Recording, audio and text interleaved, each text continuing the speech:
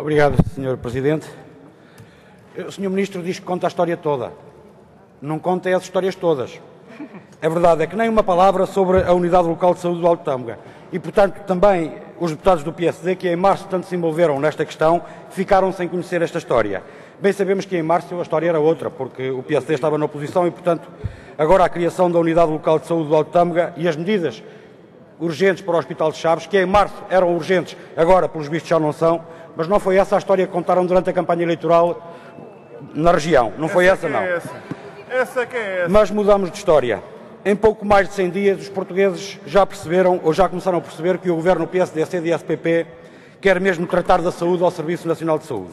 Assim, em jeito de um ajuste de contas, o governo prepara-se para destruir o instrumento fundamental de acesso à saúde para a generalidade das famílias portuguesas.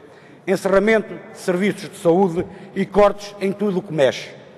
É esta a síntese da política de saúde deste governo. Uma política, já se percebeu, com o propósito claro de transferir os custos para os utentes. A este propósito convém recordar que os portugueses já são dos que mais pagam com a saúde em toda a União Europeia. Assim, fica a ideia de um governo que da saúde apenas tem uma mesquinha noção contabilística, incapaz de ver num doente algo mais do que uma fonte de despesa e desperdício. É verdade. Um governo que apenas possui uma curta e reles visão empresarial, porque se mostra incapaz de ver no hospital mais do que um livro do deve e haver. É verdade. Um governo que nem sequer equaciona resolver a falta de médicos de família para mais de 1.700.000 portugueses e que literalmente desistiu de combater as listas de espera. É verdade. Um governo que procede a cortes numa área tão sensível como a saúde, que ultrapassam todos os limites. Cortes na redução de exames de diagnóstico, cortes nos tratamentos, cortes no apoio ao transporte de doentes, corte nos incentivos aos transplantes, corte no reembolso direto aos utentes relativos a prestações de saúde, cortes nos recursos humanos, colocando em causa o próprio funcionamento dos serviços, como no caso dos cuidados primários, onde, apesar da falta de médicos e enfermeiros, o Governo continua a dispensá-los, até por via do correio eletrónico. Cortes no material clínico, essencial para a prestação de cuidados de saúde, e o resultado começa a fazer-se sentir. Para dar apenas alguns exemplos, no Hospital de São Lázaro, em Lisboa, no serviço de ortopedia e traumatologia, falta material descartável para as cirurgias. Adia-se o uso de biafine por necessidades de racionamento.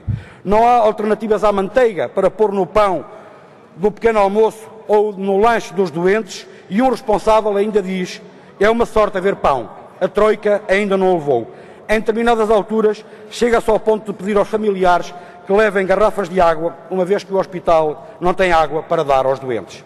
Em alguns hospitais, como o de Santa Maria ou o Júlio de Matos, consta que médicos e enfermeiros têm instruções claras para pedir que sejam os familiares dos utentes a levarem medicamentos que os doentes tomam, pois os hospitais não os têm. E, portanto, um governo que vê na política de transplantes algo sujeito a cotas de acesso, decidido assim dos que devem sobreviver ou morrer, que elimina com participações a vacinas, que reduz a assistência medicamentosa, que se vira para os doentes e os manda ir a pé para casa ou para o hospital, que se prepara para encerrar cegamente mais centros de saúde e mais serviços de saúde, só pode esperar dos portugueses indignação e protesto em defesa do Serviço Nacional de Saúde e pela afirmação da saúde como um direito. Muito obrigado.